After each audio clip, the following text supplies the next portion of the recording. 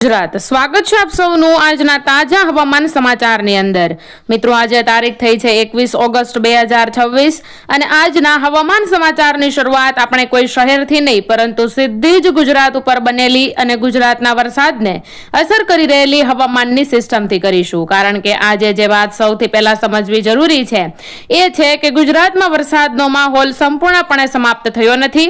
હવામાનમાં ફરીથી ગતિવિધિ જોવા મળી રહી છે અને આગામી દિવસોમાં ક્યાં વરસાદનું જોર વધે છે અને ક્યાં માત્ર ઝાપટા રહે છે તેના ઉપર સૌની નજર છે। તો મિત્રો, છેલ્લા કેટલાક દિવસોમાં ગુજરાતના અલગ અલગ વિસ્તારોમાં વરસાદનું પ્રમાણ અલગ રહ્યું છે।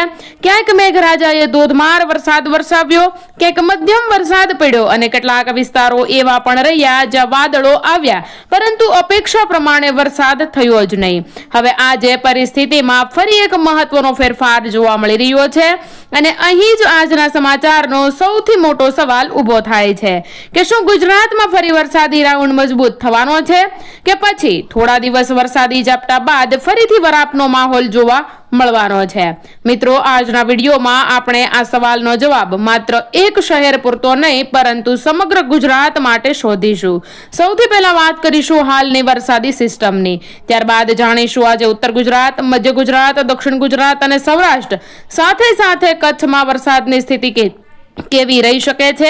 ત્યારબાદ વાત કરીશું મગા નક્ષત્રની, કારણ કે નક્ષત્ર બદલાવ સાથે વરસાદ અંગે ગુજરાતના ખેડૂતો અને ગ્રામ્ય વિસ્તારોમાં ચર્ચા વધી રહી છે અને મિત્રો, આંબાલાલ પટેલના અનુમાન અંગે પણ જે વાતો અત્યારે હાલ ચાલી રહી છે તેને પણ સમજીશું। પરંતુ એક વાત ખાસ યાદ રાખજો કે સત્તાવાર હવામાન વિભાગની આગાહી અને પરંપરાગત અનુમાનોને આપણે અલગ રાખીશું અને સૌથી છેલ્લે આવશે અમદાવાદ, કારણ કે આજે આપણે અમદાવાદને શરૂઆતમાં નહીં પરંતુ સમગ્ર ગુજરાતની વાત કર્યા પછી અંતમાં જ લઈશું। તો મિત્રો, એટલે શરૂઆતથી અંત સુધી જોડાયેલા રહેજો, કારણ કે આજે વરસાદ પડશે કે નહીં એટલું જ નહીં પરંતુ આગળની વરસાદી ગતિવિધિ કઈ દિશામાં જઈ શકે છે તે પણ સમજવાનું છે। હવે આવો સીધા સિસ્ટમ ઉપર આવીએ તો હાલ ભારતમાં પશ્ચિમ ભાગમાં ચોમાસાની ગતિવિધિ સક્રિય છે અને ગુજરાત સહિત કેટલાક રાજ્યોમાં વરસાદ અને ગાજવીજની શક્યતા દર્શાવવામાં આવી છે।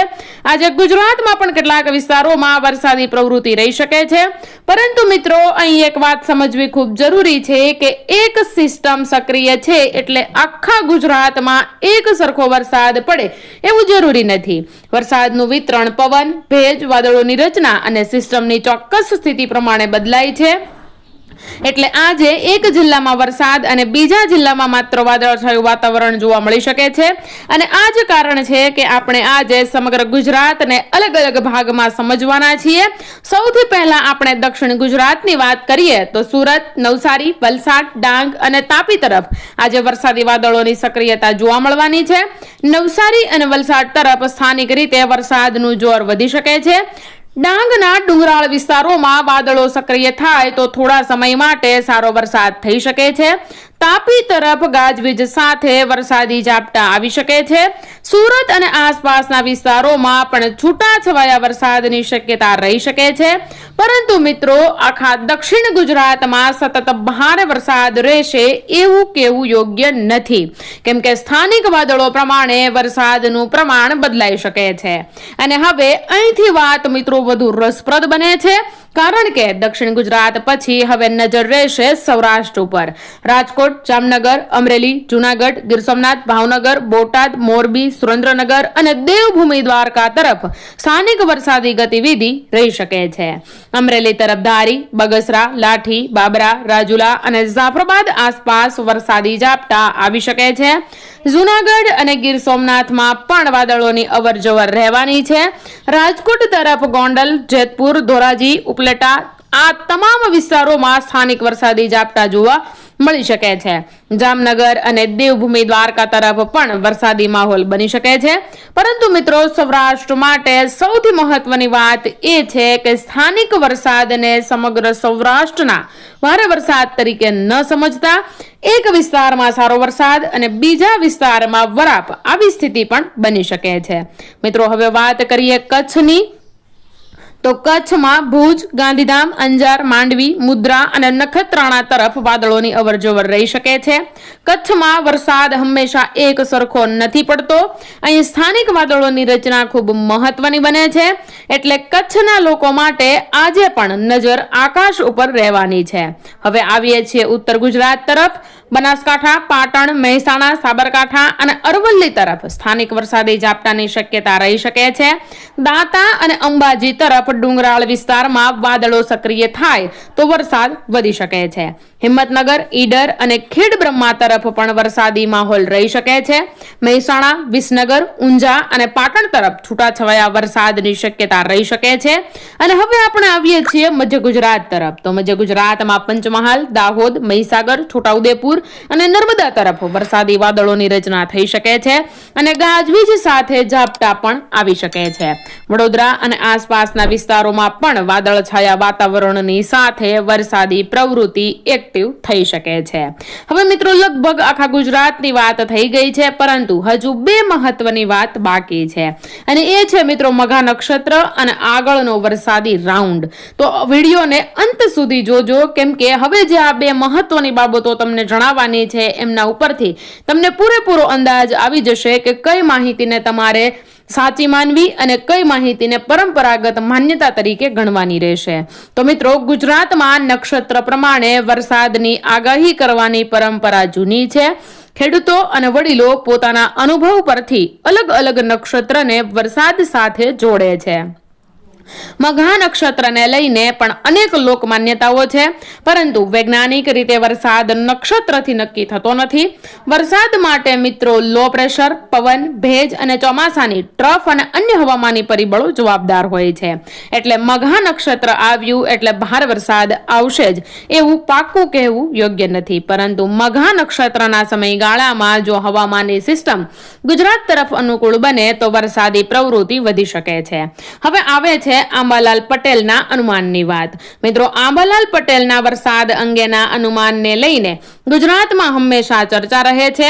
તેમના અનુમાનને લોકો ખાસ કરીને ગ્રામ્ય વિસ્તારોમાં રસપૂર્વક સાંભળે છે, પરંતુ અહીં આપણે એક વાત સ્પષ્ટ રાખવી પડશે, કેમ કે આંબાલાલ પટેલનું અનુમાન અને હવામાન વિભાગની સત્તાવાર આગાહી એ બંને અલગ બાબતો છે. એટલે કોઈ ચોક્કસ તારીખે ચોક્કસ જિલ્લામાં ભારે વરસાદ પડશે એવી વાતને સત્તાવાર ચેતવણી માનવી નહીં. આગળની સિસ્ટમો અને નવા હવામાન ડેટા પ્રમાણે આગાહી બદલાઈ શકે છે અને પરેશભાઈ અંગે પણ સોશિયલ મીડિયામાં અલગ અલગ વરસાદી આગાહીઓ ફરતી હોય છે, પરંતુ મૂળ અને ચકાસેલી માહિતી વગર ચોક્કસ ગામ કે તારીખની આગાહીઓને પાક્કી હવામાન આગાહી તરીકે રજૂ કરવી બિલકુલ યોગ્ય નથી. હવે મિત્રો વાત આવે છે ખેડૂતો માટેની. જ્યાં ભારે વરસાદ થઈ ગયો હોય ત્યાં ખેતરમાં પાણીનો નિકાલ રહે તેનું ધ્યાન રાખવું. ગાજવીજ દરમિયાન ખુલ્લા ખેતરમાં ઊભા ન રહેવું. મોટા વૃક્ષ નીચે આશરો ન લેવો. વીજળીના થાંભલા અને ખુલ્લા પાણીથી દૂર રહેવું અને પાણી ભરાયેલા રસ્તા કે કોઝવે ઉપરથી જોખમ લઈને પસાર ન થવું. હવે મિત્રો આખા ગુજરાતની વાત કર્યા પછી હવે સૌથી છેલ્લે છે અમદાવાદ. અમદાવાદમાં આજે વાદળછાયા વાતાવરણની સાથે સ્થાનિક વરસાદી ઝાપટાની શક્યતા છે, પરંતુ અમદાવાદના દરેક વિસ્તારમાં એક સરખો વરસાદ પડે એવું જરૂરી નથી. ક્યાંક વાદળો રહેશે, ક્યાંક હળવો વરસાદ પડશે અને ક્યાંક વરસાદ વગરનું વાદળછાયું વાતાવરણ પણ રહી શકે છે. એટલે અમદાવાદ માટે આજની સ્થિતિને એક વાક્યમાં કહીએ તો વાદળો ઉપર નજર રાખવી, પરંતુ દરેક વાદળને ભારે વરસાદનો સંકેત ન માનવો. તો મિત્રો આજે 20 ઓગસ્ટના સમગ્ર ગુજરાતના હવામાન સમાચારનો સાર એટલો જ છે કે ગુજરાતમાં ચોમાસાની ગતિવિધિ ચાલુ છે, પરંતુ વરસાદનું વિતરણ વિસ્તાર પ્રમાણે બદલાઈ શકે છે. આગામી દિવસોમાં સિસ્ટમની દિશા, ભેજ અને ચોમાસાની સ્થિતિ પ્રમાણે વરસાદનું જોર વધઘટ થઈ શકે છે. તમારા ગામમાં આજે વરસાદ પડ્યો હોય તો કમેન્ટમાં ગામનું નામ, તાલુકો અને જિલ્લો ખાસ લખજો. આપણે ફરી મળીશું નવી સિસ્ટમ, નવી આગાહી અને સમગ્ર ગુજરાતના તાજા હવામાન સમાચાર સાથે. ફરી એકવાર તમારા ગામનું નામ, તમારો તાલુકો અને જિલ્લો લખજો. સાથે સાથે તમારા ગામમાં ભારે વરસાદ છે, હળવો વરસાદ છે કે મધ્યમ વરસાદ છે, ખાસ લખી દેજો, કેમ કે તમારી એક કમેન્ટ વરસાદની લાઈવ અપડેટ બની શકે છે. કેમ કે અમારી કમેન્ટો અમારા તમામ દર્શક મિત્રો અમારી વેધર માહિતી ચેનલના જે પરિવારના સભ્યો છે એ અવારનવાર કમેન્ટો વાંચતા હોય છે. એમના લીધેથી એમને તમારી કમેન્ટથી લાઈવ સમાચારની અપડેટ, લાઈવ હવામાનની અપડેટ મળતી હોય છે. તો કમેન્ટ કરવાનું ભૂલતા નહીં. આવા જ હવામાન સમાચાર જો તમે પણ સાંભળવા તમને ગમતા હોય તો અમારી ચેનલને સબસ્ક્રાઇબ કરી લેજો, એક કમેન્ટ કરી દેજો અને વિડીયોને એક લાઇક કરી તમારા મિત્રો અને પરિવારજનો સાથે પણ શેર કરી દેજો. નમસ્કાર ગુજરાત, જય માતાજી, જય દ્વારકાધીશ.